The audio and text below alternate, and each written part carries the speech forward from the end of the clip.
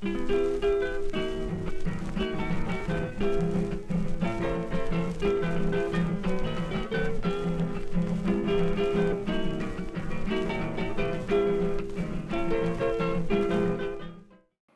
que puedo decir sobre Luis Espinal, en primer lugar, no se ha escrito una verdadera biografía completa de él. Hay muchísimas publicaciones centrándose en aspectos distintos de su personalidad y de su trabajo. Pero falta todavía esa persona capaz de hacer una biografía con tantos datos que realmente se guardan de su vida. Ahora, en una charla como esta, solo podemos fijarnos en rasgos más destacables de su personalidad, que es una personalidad sumamente rica. Y esto servirá también para mantener y alentar aún este recuerdo de un cristiano y un jesuita que sigue muy vivo 37 años después de su muerte, sobre todo en el pueblo sencillo de Bolivia, que ha hecho de su vida y de su recuerdo una tumba de un santo. Aquello de la Vox Populi, Vox Dei, que decían los antiguos en la primera iglesia, con Lucho Espinal se está cumpliendo. Por eso creo que se recuerda a Luis Espinal no solo ni primordialmente por su tortura y su martirio, sino sobre todo porque quiso y supo identificarse con los padecimientos del pueblo. Una lucha incansable por la justicia, por la libertad y por la paz. Y siempre alejado de la violencia. Clamó contra la violencia. De él se ha escrito mucho durante 12 años. Sí. 12 años fue en Bolivia, de 1968 al 80. ¿Sí? Y 12 años en que hay que ver el contexto histórico y de la Iglesia, que era muy distinto del de ahora. En primer lugar, el panorama eclesiástico, porque eran los años cercanos después del concilio, acabado el concilio, las reuniones de Medellín y de Puebla, con un mensaje de compromiso con los pobres, con el mundo, y al mismo tiempo viviendo unas dictaduras militares muy duras en Bolivia y en varias naciones latinoamericanas. Y el profetismo de Lucho Espinal no se puede entender sin ubicarlo en ese contexto. Hay que valorar su libertad profética de expresión en circunstancias en que las libertades en general estaban bloqueadas por los gobiernos dictatoriales. Esto es una cosa que va a ser muy distinto de ahora en que tenemos una gran libertad de expresión. Y aparte de esto, también las circunstancias políticas. En Bolivia habrá lo que se puede decir de limitación de libertad de prensa, que todo el mundo puede publicar lo que desea sin mayores consecuencias. Esto en la época de las dictaduras militares era absolutamente impensable. Bueno, la personalidad de Lucho Espinal estaba ya muy hecha cuando llegó a Bolivia. Se desprende ya de los primeros trabajos que tuvo en España. Mirando en conjunto su vida, vemos que la mayor parte de ella se dio en la Compañía de Jesús. Nació muy cerca de Manresa, que es una región muy influenciada por los jesuitas, y estudió los últimos años de su bachillerato en un internado de aspirantes a ingresar en la compañía. O sea, él más bien estaba formado para ser uno de los jesuitas clásicos, digamos, de la antigua usanza. El recuerdo de un jesuita profesor suyo, cuando se enteró, cuando le explicamos la muerte, yo estaba entonces por España, le expresaba: Luis, ¿cómo puede ser? Le llamábamos Luis tot cor, Luis todo corazón. Era un hombre así, sumamente afectivo. Y un compañero suyo de estudios ha escrito que era más bien serio, reservado, algo tímido, exigente consigo mismo, pero amable con los demás, alegre, vitalista, ingenioso. Tenía también rasgos de poeta, evidentemente.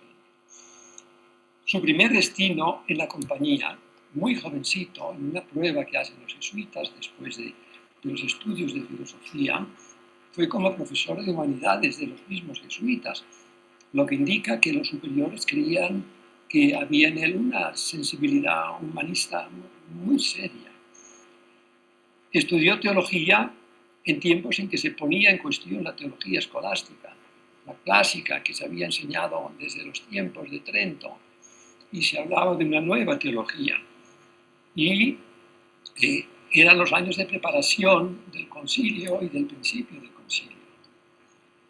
Él, cuando acabó la teología, fue enviado a Pérgamo a estudiar periodismo y medios audiovisuales. Entonces eran las primeras escuelas que había ya muy bien organizadas. Y acabados los estudios, entre otras actividades que hacía, pues trabajó en la televisión española, en programas sobre temas candentes, que fueron sometidos muy pronto a una censura que Lucho no quiso aceptar. Y él renunció a trabajar en televisión española y pidió venir a Bolivia. Esto fue el año 68.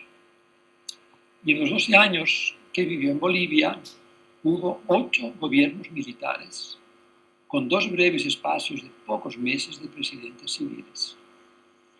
El largo gobierno del general Banzer, del 71-78, fue forzado a convocar elecciones gracias a una célebre huelga de hambre que iniciaron las mujeres de los mineros exiliados, a la cual se sumó enseguida y promovió Luis Espinal.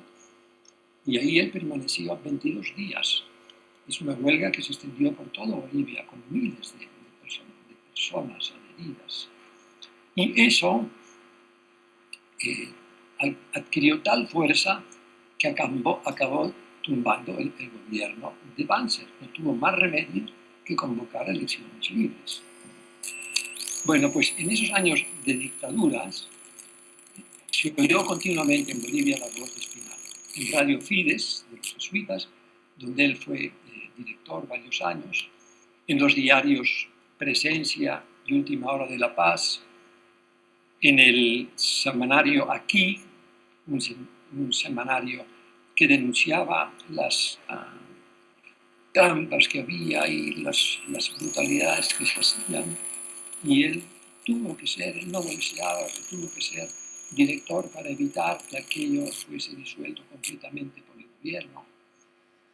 Y esta fue su realidad. Hay centenares de escritos de esa época.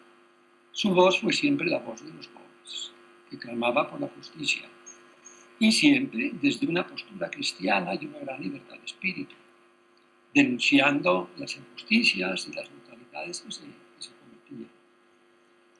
Era consciente del efecto que causaban sus palabras en los dueños del poder.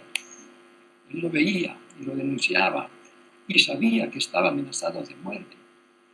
Él en la última carta que escribía a su hermana, él le decía: no te extrañes si algún día te dicen que en una esquina mandaba un par de tiros. Él era muy consciente de esto.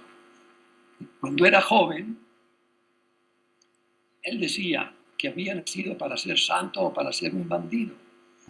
Y fue una profecía que se cumplió en la noche en que después de horas de torturas, lo remataron a balazos.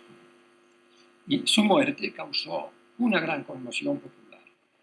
Decenas de miles de personas, tal vez el entierro más numeroso que haya habido en La Paz, acompañaron en la tarde de su entierro. Su tumba es visitada a diario, siempre llena de flores. Luis Espinal, aparte de sus centenares de artículos editoriales, publicó varios libros sobre cine, hizo unos cuantos cortometrajes en Bolivia, colaboró también en la formación de varias películas. Dejó también una serie de oraciones breves, con las que cerraba la emisión diaria de Radio Fides. Cada noche, antes de cerrar la emisión, una oración. Se han impreso decenas de veces, no sé cuántas ediciones, no las podemos contabilizar, con el título de Oraciones a quemarropa. En ellas se muestra la espiritualidad profunda, la sensibilidad exquisita para detectar el dolor, la pobreza y los sufrimientos de la humanidad, y su profunda manera de dirigirse a Dios y a Jesús. Es la mejor muestra de que llegó a la meta de hallar a Dios en todas las cosas que pone San Ignacio como el ideal para sus seguidores en la compañía. Sí, este fue, en breves rasgos, Lucio Espinal. Cuando el Papa vino a Bolivia, hizo la petición y se detuvo la comitiva suya cuando llegaba desde el aeropuerto a la ciudad de La Paz, en el lugar más cercano donde se encontraron los despojos de Lucio Espinal después de su martirio. Estuvo ahí rezando. Fue un signo que llamó la atención y que agradecemos no solamente los amigos de Lucio Espinal, sino de todo un pueblo que lo ha querido. Bueno, esto brevemente, un resumen de las ideas que han pasado por mi cabeza para este breve encuentro.